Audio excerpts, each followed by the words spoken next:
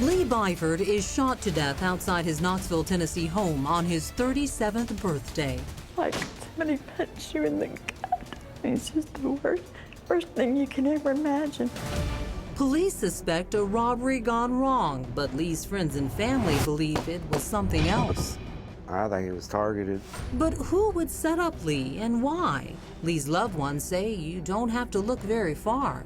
Jerrod was in the passenger seat the whole time, is what I'm told. Right next to your son when he was murdered. Yes.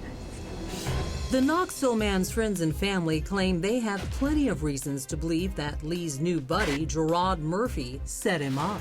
Lee's girlfriend Tiffany claims Lee told her that Jerrod was working with him on the day of the incident. And according to Tiffany, that meant Jerrod had first-hand knowledge of one key thing. Lee told me he was gonna get $500 that day.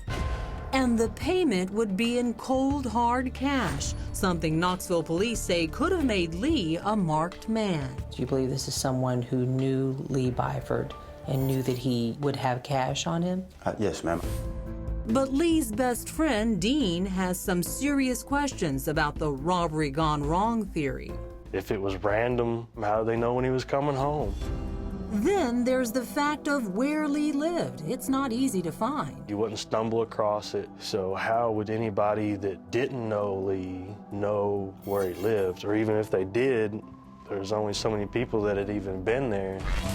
And Lee's mother points to something odd that Jerrod did right after the murder. According to police, when they arrived on scene, they discovered Jerrod walking up from the bullet-riddled SUV toward Lee's house. The fact that he was walking back, that's what has always bothered me. Because the shooter is still out there? Yes, He'd be afraid. I would think so.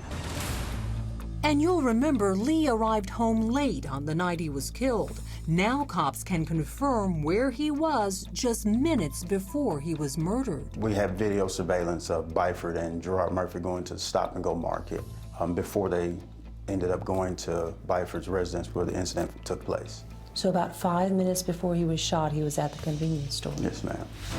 The surveillance video has not been made public, but reportedly it shows Lee going inside the store to buy a drink, and then Jerrod is seen walking out of frame to talk to someone. That makes Lee's family very suspicious, but Investigator Ward says Jerrod has been cooperative and his story about the night in question appears to be credible. He came in and spoke to me on three different occasions. But he's in a very odd situation from sitting in the car with Byford when the incident took place and going from being a witness to being accused by several people that he might have something to do with it or he set this whole situation up. Is Jerrod Murphy a person of interest? Right now, he's not. He's a witness for me. I have nothing pointing to him showing that he could have anyway set this up or done it. Jerrod Murphy has not been arrested or charged in any connection with Lee Byford's death, leaving Lee's family and friends desperate for answers. I would love it if you guys could make contact with Jerrod and have him retell the accounts of that night, what really happened. We start looking for Jerrod and find him online in homemade rap music videos he posted to YouTube. This one is called Money Up. From last known addresses listed for Jerrod, we zero in on this home. Jerrod was reportedly living here with his brother, and the house appears to match the background that was featured in some of Jerrod's music videos. And as we set up our cameras, it appears someone is home. The man identifies himself as Jerrod's uncle. He does not live here, neither one of them. Now you put that on the air. He do not live here. This is my house. They don't live here, they got their own houses. I don't care if they shoot videos wherever. Yes, they my nephews. I don't know what they done. Don't come back over here. It's been 5 years since Lee's murder. His family has offered a $5,000 reward and still no answers. No tips whatsoever. Not one call. January 5th would have been Lee's 42nd birthday. Tragically, his mother now has to celebrate her son's life and death on the same day.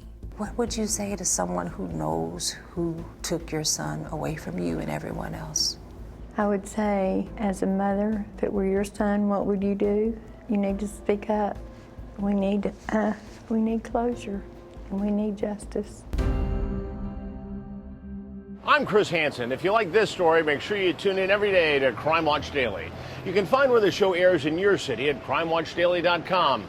Watch it live or record it on your DVR and watch it at night. And to all those criminals out there, remember, we are watching.